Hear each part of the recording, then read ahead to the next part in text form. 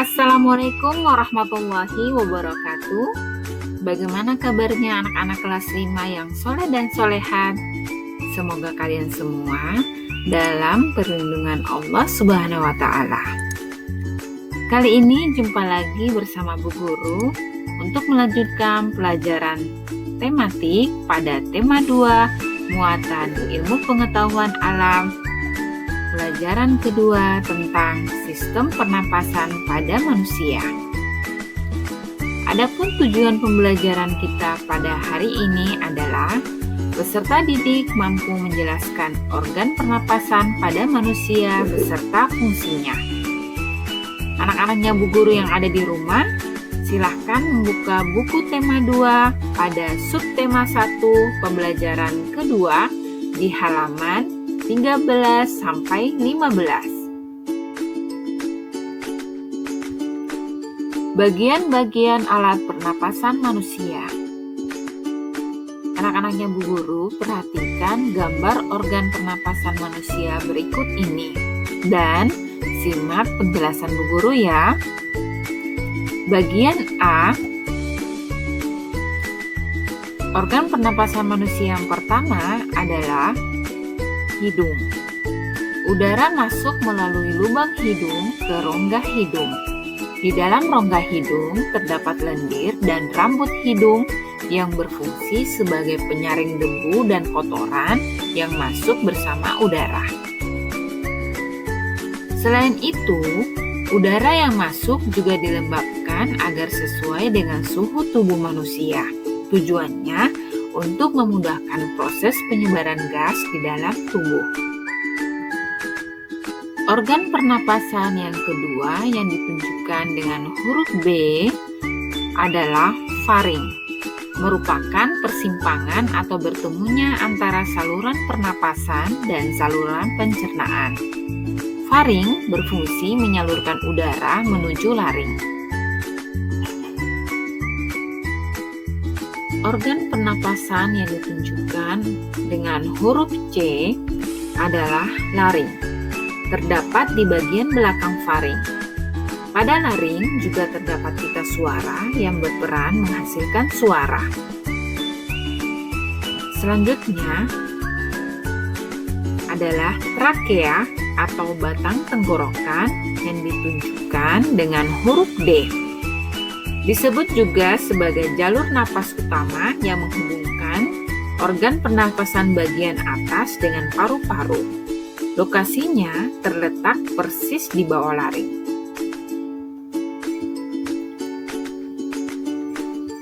Pada dinding trakea terdiri dari tulang rawan yang berfungsi untuk menopang organ ini agar kokoh dan selalu terbuka. Anak-anaknya Bu Guru, perhatikan ya. Ini merupakan trakea atau batang tenggorokan, atau dalam bentuk gambar yang lain ditunjukkan dengan ini. Selain itu, pada trakea terdapat jaringan yang disebut dengan silia yang bergerak dan berfungsi mendorong keluar debu atau kotoran yang berhasil lolos dari rongga hidung. Organ pernapasan yang berikutnya adalah paru-paru. Paru-paru terletak di dalam rongga dada manusia. Paru-paru memiliki 3 bagian, yakni bronkus, bronkiolus, dan alveolus. Perhatikan gambar berikut ini. Bronkus adalah percabangan dari batang tenggorokan atau trakea yang menuju pada paru-paru kanan dan paru-paru sebelah kiri. Perhatikan gambarnya ya.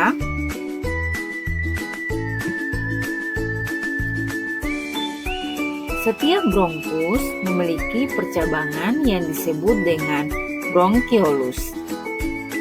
Perhatikan gambar berikut ini.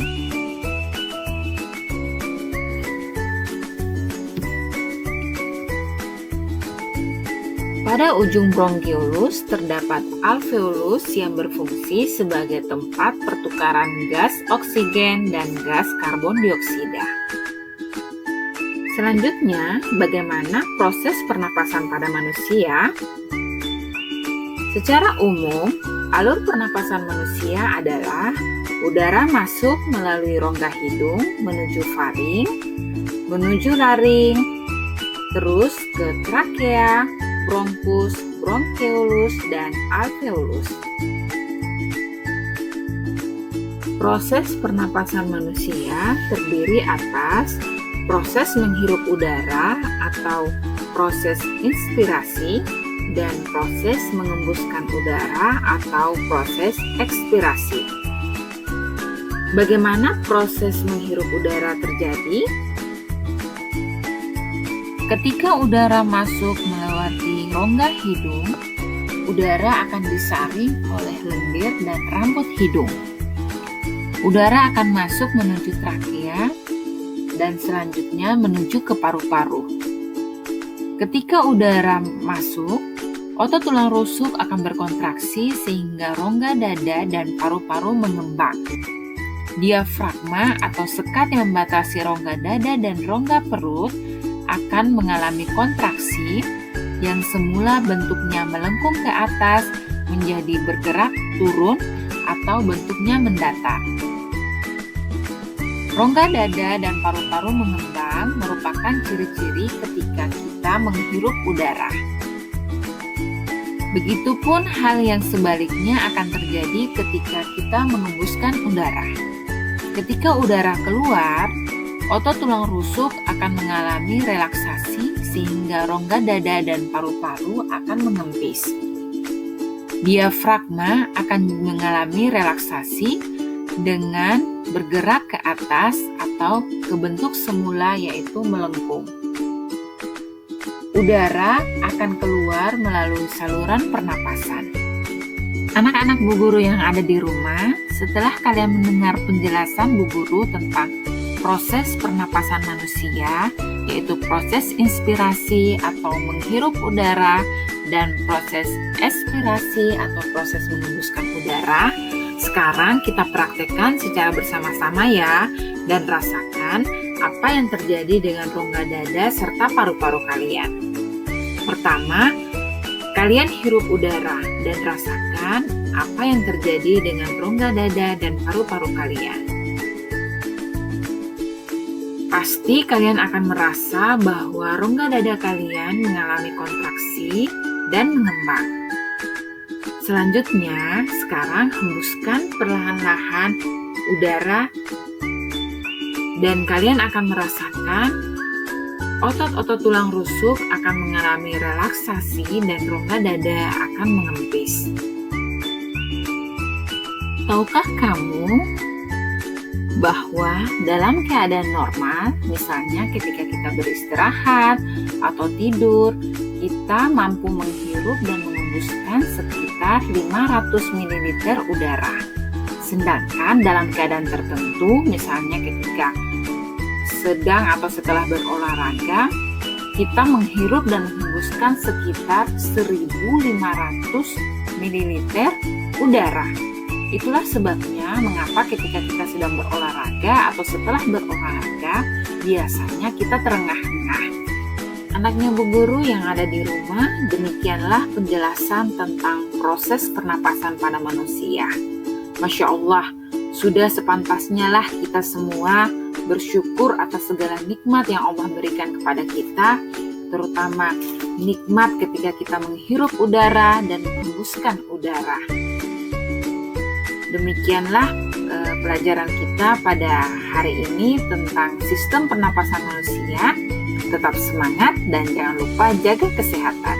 Sampai ketemu di pembelajaran selanjutnya.